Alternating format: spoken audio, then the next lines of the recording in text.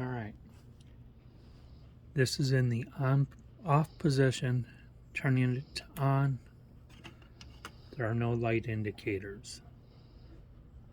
Back to the off to verify the power.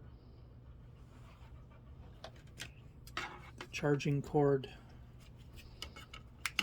Plug it into the battery. Shows a green light, so that there's power.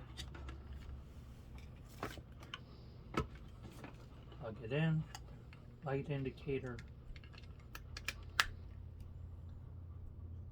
Didn't change to red, so it's not charging, so the battery is fully charged. Go back to the on position, and there's still no lights.